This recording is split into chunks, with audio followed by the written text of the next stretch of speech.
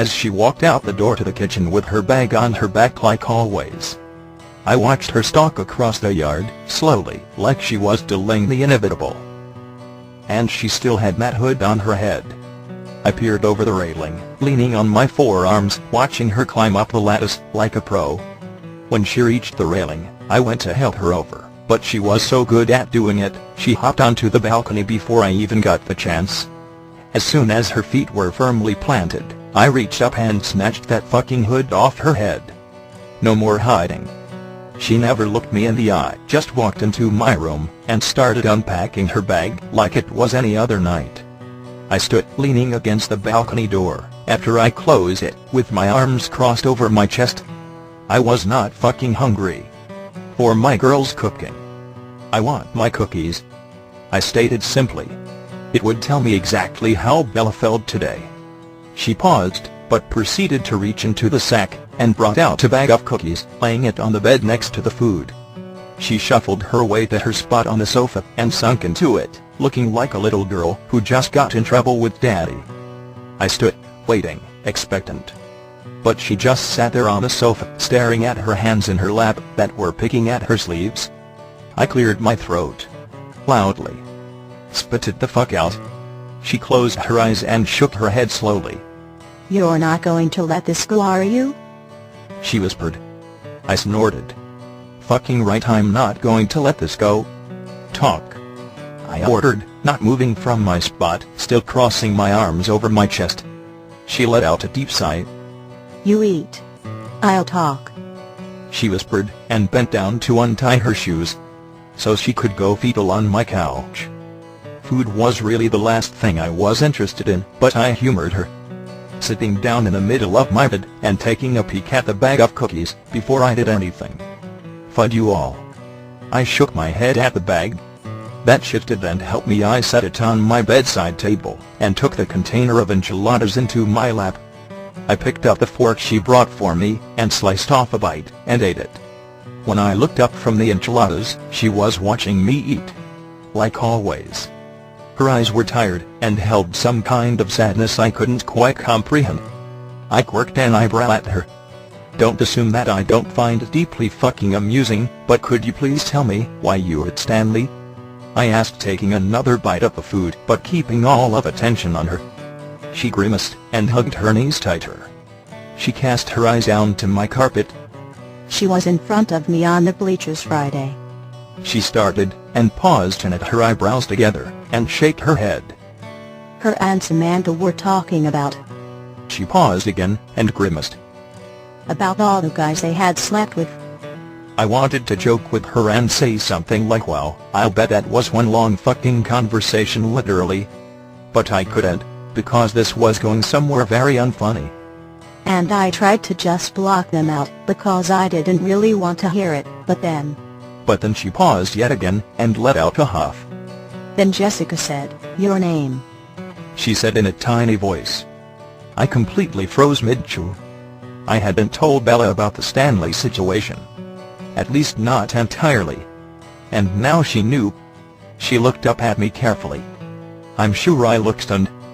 "And then I tried even harder to block it all out, because I really didn't want to hear what they were saying about you," she whispered. I swallowed the bite that had frozen in my mouth with a heavy gulp. What were they saying about me? I hedged carefully. Imagine the first party, hearing it coming from a fourth party. She shrugged, and began picking at her sleeve cuffs again. "Jessica was giving Samantha details," she croaked. Then my heart sank. Because the only detail I knew Stanley loved giving, and I could really imagine Bella hearing, and getting protective of me over, were my scars. She was staring at the carpet again, still picking at her sleeves. Were they talking about my... I paused and closed my eyes. About my scars? I asked through clenched teeth. Bella's head shot up and she looked at me blankly. "What scars?" she asked incredulously. Holy fucking Christ. I groaned, and dropped my fork into my container of enchiladas. I take that as a no. I covered the container and placed it beside my bed. My appetite was gone. She furrowed her brows and frowned. "No, I didn't hear anything about that. You have scars?" she asked quietly.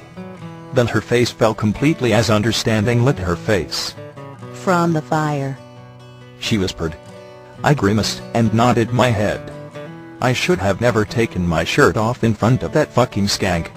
I'm sorry, I didn't know. She frowned. I wanted to bitch at her for doing the sorry thing again, but the more important matter still wasn't answered. So I tried to get us back on track after I accidentally confessed something very personal. If that wasn't it, then why did you do it? I asked, grabbing my sketchbook out from under my bed.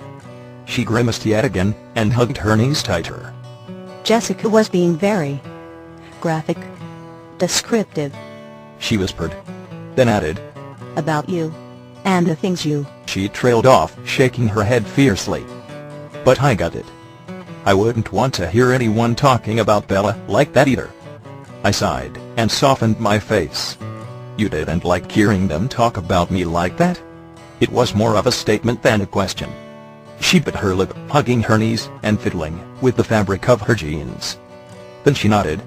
Yes. I didn't like hearing them talk about you like that. She concluded decisively, still nodding. I smiled in understanding. That wasn't so bad. I'd hate to think of what I would do to some guy giving details about being with Bella. I'd probably have to stab them a third. I'd probably enjoy it quite thoroughly. A basketball isn't much. Which brings me to the next topic. I began a new sketch, just to keep myself occupied in case Jessica did something really fucked up to my girl. So what did that skank do to you today in gym? I asked while moving my pencil over the page. I could almost hear Bella's grimace. What do you mean? She asked shakily. Paid. I huffed, slightly annoyed that she was still being so goddamn evasive. Don't pull that bullshit with me, Bella. I saw you come out of the gym. You were crying. What did they say to you? I looked up from the page then, and she looked really fucking sad. And I knew, in the very depths of my soul, that it was Stanley's fucking fault. I gripped my pencil tighter, waiting for her to answer me. They didn't say anything that wasn't true, Edward. She smiled. But it wasn't a smile at all. It was full of bitterness and pain, and it made me want to hunt Stanley down and stab her a little too. I gripped my pencil even tighter.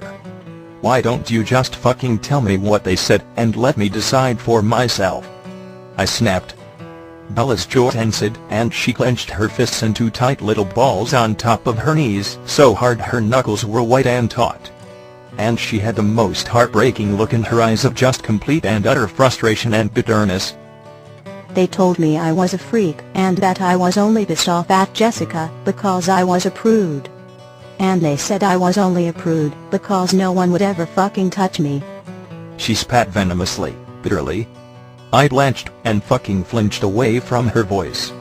Because of all the nights I had spent talking to Bella about the most awful things in our lives, I had never once heard her lose her cool so fucking